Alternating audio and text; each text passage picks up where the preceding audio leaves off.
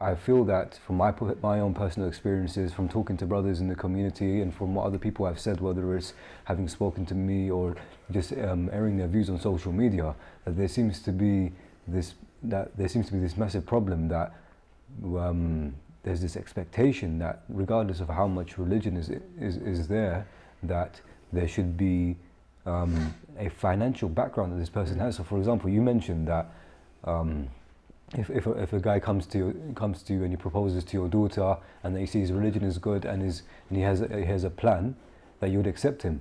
But then there's a lot of parents in our community who would not accept that, because they would say, okay, he has something in mind, his character is good, but how is his character going to provide for my daughter? What would you say to that?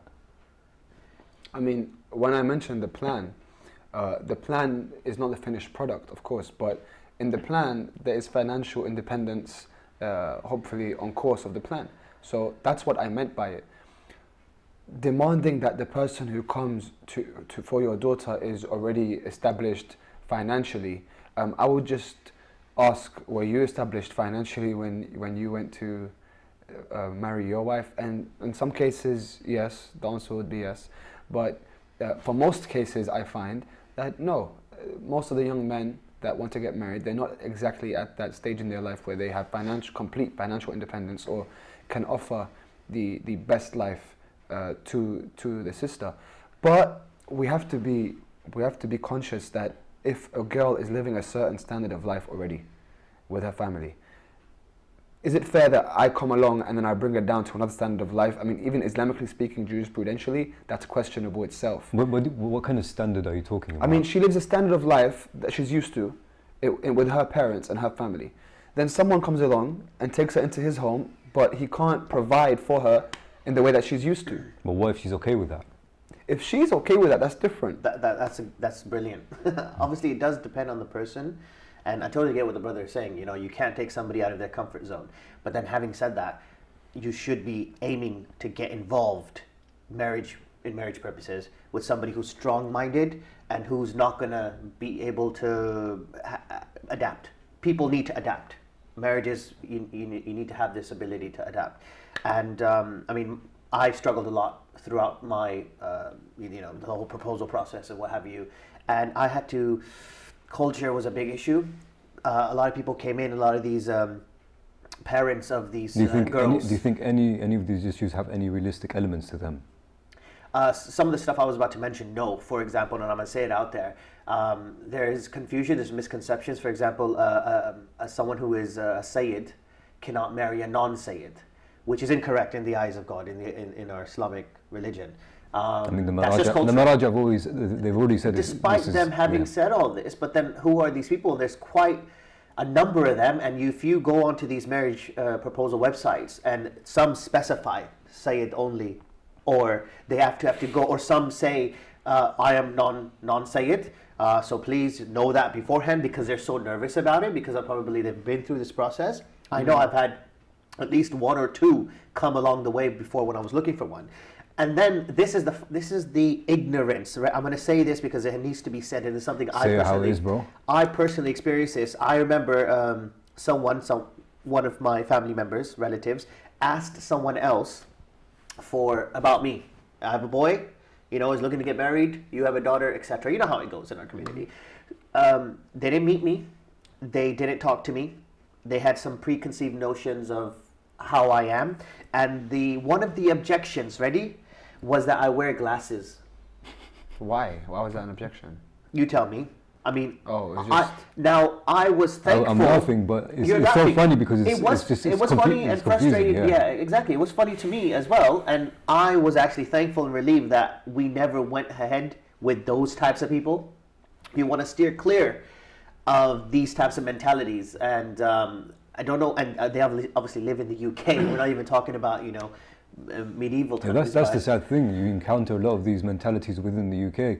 I mean, not that I'm trying to justify it happening in Asia and the Middle East, but what confuses me, why this is so prevalent even here amongst people who are amongst our own age group, it just makes no sense to me. Because people don't change, they don't adapt. So people come over, let's say our parents, what have you, they've come over to this country, migrated, absolutely fine. They're looking for a better life, in which they got one, as compared to the third world country they used to live in.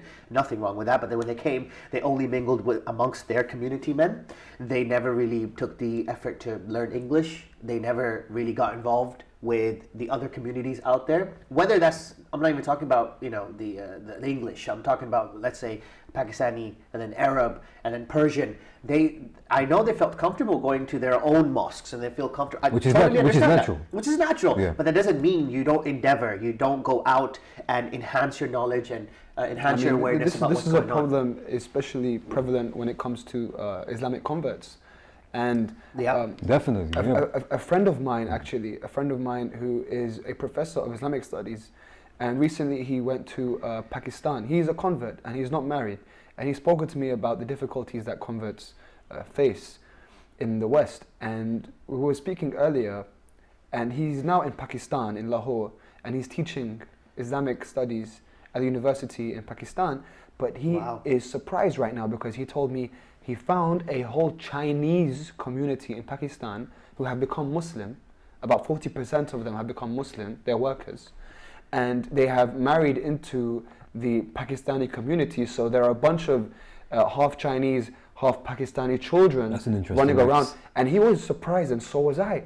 And so he told me that this issue of converts not being able to find a spouse in the Islamic communities is actually a problem only in the diaspora, not necessarily in Muslim majority countries, but mainly it's us Muslims who have come. I mean, I feel for the converts. I mean, if that's what they would like to be addressed as, because there's, you know, sometimes there's debates about as well. as my brothers and my sisters. That's why I like to look at them as, because when you look to the companions of the Prophet, the majority of them were converts, reverts. But you don't think of them as that. But I feel for them because, as someone who comes from a Middle Eastern background, when I go to these centers and these communities, I feel totally disconnected unless there's an English program going on. But even when there's an English program going on, the majority of people who are in attendance are of a certain ethnicity in the background. I've got nothing against that. But having come from, you know, a background where I've grown up with people of all different races and ethnicity, this is something that has never clicked with me. I've always struggled with this. I mean, I wasn't always part of the Shia community. I used to have a lot of Sunni friends, and although I wasn't ever part of that madhab, one thing that what I always loved about it was, as soon as I was part of it, you instantly felt that brotherhood, whether the guy was Muslim all his life or he came into it. And it was people from all different backgrounds, but that's just missing from this community. I mean, perhaps if you want to generalize, you could say that.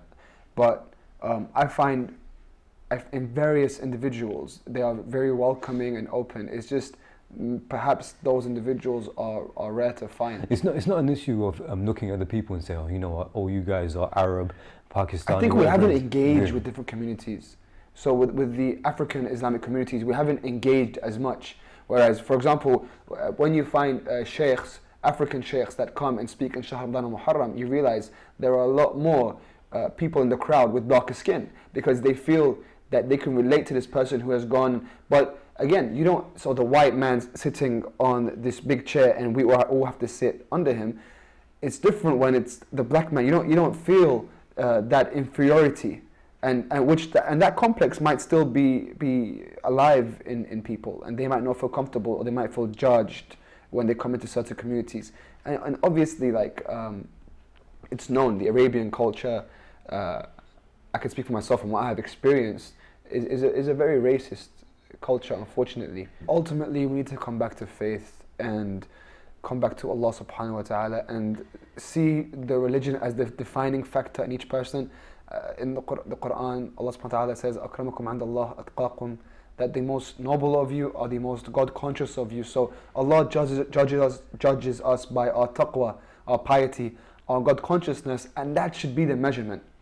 So to go back to the first question that we spoke about the finances, even when it comes to that, one should have faith in God and marry and know that Allah subhanahu wa ta'ala is the one who provides that rizq. Again, I said, with the plan, not a kid that doesn't know what he's doing and just wants to get married and said, look, it's all about religion. No, religion is the number one thing, but have the plan. But still, to have that faith. As in when I got married, I also didn't have financial security, but I had a plan, and I had a wife that's very supportive and stood by my side. And alhamdulillah, Allah always provides. Yeah. You know, and in the dua, it's the dua that you recite after the Isha prayer.